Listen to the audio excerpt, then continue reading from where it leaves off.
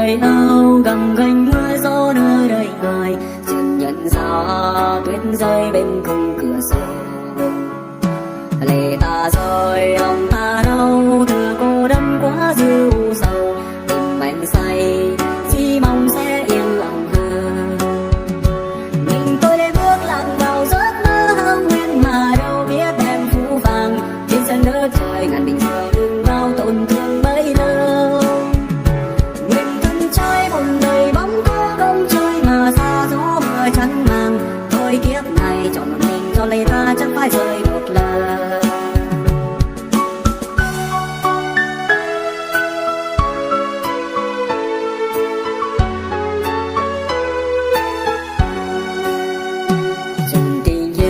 Xiên Giêsu mai lung lướt cân trên siêu mình, bởi dù mai Giêsu căn cơ trên nhiên.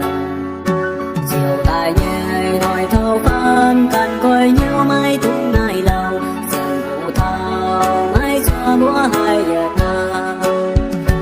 Chúa lên Giêsu mai mai hãy tao hơi từ biển thấu tràn tiếng mùa, Chúa lên Giêsu mai mai